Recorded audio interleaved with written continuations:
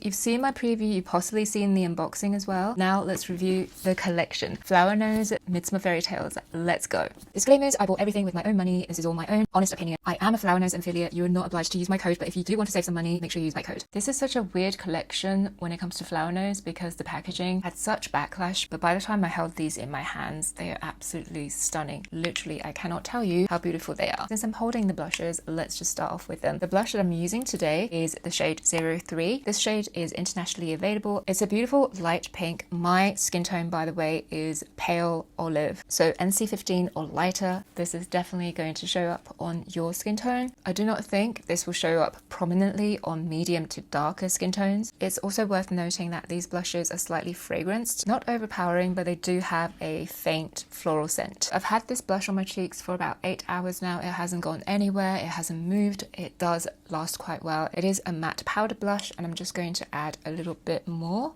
on my cheeks so you guys can really get a feel on what the color looks like. It's a great one and done blush for pale to medium skin tone. I really like it, and it is not too warm. The other blush I purchased is 04. Now, as you can see, this is most definitely a lot warmer. This is 04. This is 03. As you can see, it most definitely is a lot lighter than 04. This is what number 4 looks like on my cheeks. You can see it is a heck of a lot warmer than 03 and a lot darker. For my cool skin tone girlies, don't be afraid of this shade because it looks warm in the pan. There is quite a bit of pink in here, so you can really pull this off, especially in the height of summer. There is quite a bit of kick off though. Being a powder blush, I don't think this is really avoidable, but if this is a deal breaker for you, obviously just bear that in mind. Moving on to concealers, these are exclusive to the Chinese market. I am quite miffed about that because they are so good. I got 2 shades, 02 and 03. 02 is a beautiful snowy pink and 03 is a very light beige. First of all, the formula is so good. They are very, very blendable. These give you plenty of time to blend them out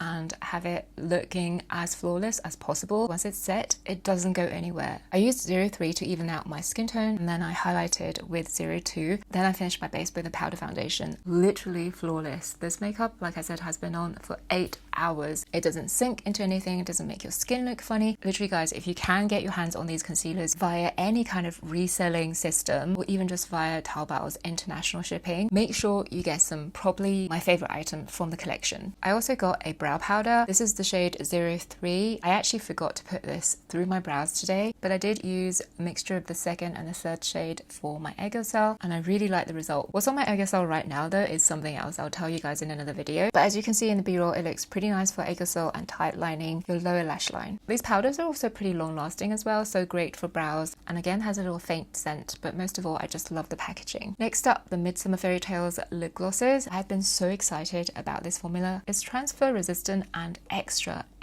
glossy. There are 9 of these altogether in the collection. I purchased 7 of them, and I filmed a detailed review and swatch video for you guys, so that's coming up very soon. For now, I just want to say this is a go. The packaging doesn't really bother me at all. It's not even that bulky and it's pretty cute. The formula, as I said, is transfer resistant and it is not sticky at all. If you love a good old Cbeauty transfer resistant gloss, you have to watch my review video and you have to try this formula. Last but not least, I also purchased one of the 2 fragrances. This is Butterfly Narcissus. It's a beautiful fruity floral. Because I purchased a full bottle on Taobao, I did end up with the samples of both of the fragrances, so I'll definitely do a detailed review of both of the fragrances. For now, I'll just say I'm really glad that I got Butterfly Narcissus out of the 2. This is definitely the more feminine of the 2. Of course, fragrances are very unisex and subjective, but this one is definitely more floral, softer. Longevity and projection is not overly great. The juice is also ever so slightly shimmery as well, but it's not too detectable. Well, that is everything I purchased from the Flower Nose Midsummer Fairytales collection. Don't forget, I will have very detailed reviews of the glosses as well as perfume coming up on my page, so make sure you follow me if you love Cbeauty and all things girly, and I'll see you in my next video. Bye.